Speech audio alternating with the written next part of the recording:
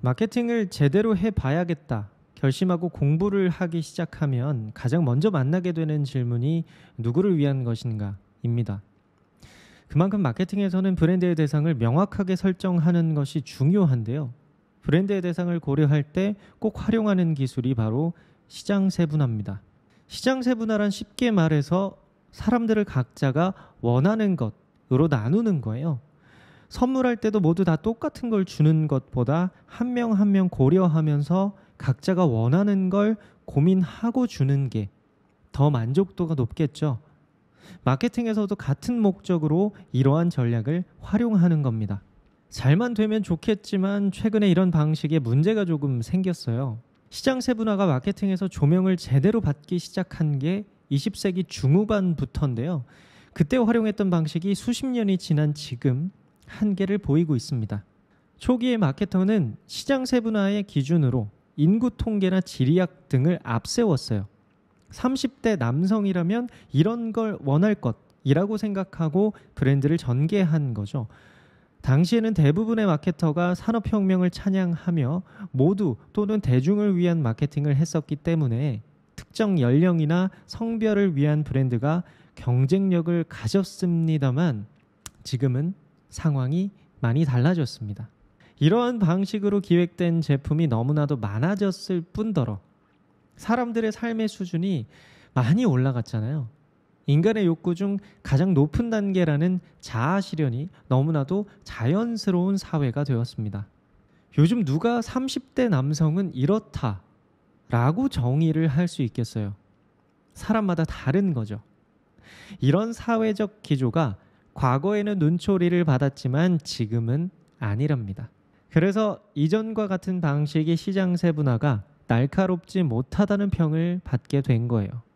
더 이상 성별, 연령, 지역, 소득 등의 기준이 마케터에게 매력적인 요소가 아니게 되는 거죠. 그래서 요즘은 과거의 방식을 잘 활용하지 않는 편이에요. 인구 통계보다는 가치관, 철학, 취향, 개성, 세계관 등등 조금 더 고차원적이고 근본적인 기준으로 시장 세분화를 하는 것이 더 나은 방식으로 인식되고 있습니다. 30대 남성을 위한 카페도 괜찮지만 캠핑족을 위한 카페 혹은 디자이너를 위한 카페가 더 자연스럽고 효과적이라는 거죠. 여러분의 생각은 어떠신가요? 시장 세분화는 기업이 소비자를 대상으로 하는 하향식 차별화이자 수직적인 마케팅 기법이라고 할 수 있다. 세분화의 기준이나 속성은 소비자가 결정하는 것이 아니라 기업이 결정한다. 하지만 오늘날의 새로운 마케팅 세상에서 웹 2.0 기술은 기업과 소비자가 보다 수평적인 관계를 맺을 수 있게 해놨고 이런 관계에서 소비자는 기업의 일방적인 마케팅, 홍보의 대상이 아니라 고유의 취향과 개성이 있는 개개인으로서 대우받고 싶어한다. 필립 코틀러 저서의 마켓 4.0 시대 이기는 마케팅에 나온 문장인데요. 세계적으로 마케팅을 주도하는 거장 필립 코틀러 또한 변화를 해야 한다라고 주장하고 있네요. 사례를 생각해보면 가장 먼저 제주도에 있는 플레이스 캠프가 떠올라요. 이들이 스스로를 설명한 문구를 보여드리겠습니다. 여행자, 플레이어에게 다채로운 미식 체험과 액티비티 프로그램, 페스티벌 등의 문화 콘텐츠를 제공하며 차별화된 여행 경험을 선사하고 있습니다.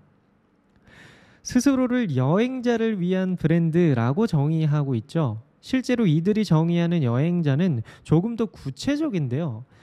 내부적으로 어떻게 정의하고 있는지 정확하게 알 수 없지만 공개된 자료에 따라 추측해보면 대략 생기 있고 활기차고 음악을 즐기며 새로운 만남을 꺼리지 않고 낯선 경험을 기뻐하는 여행자로 생각하고 있는 것 같습니다. 자, 생각해 봅시다. 이들이 25세에서 29세 서울에 사는 남여라고 이야기했나요? 아니면 취향과 개성을 앞세웠나요? 과거에 사용했던 삐삐가 아닌 새로운 스마트폰을 사용하듯 우리의 마케팅도 흐름에 맞게 변화할 필요가 있어 보입니다. 저와 생각이 같으시다면 한번 고민해 보셨으면 좋겠어요. 우리 브랜드의 대상은 누구지? 내가 과거의 기준을 따르고 있나? 이 새로운 기준으로 정의하면 어떻게 표현할 수 있을까?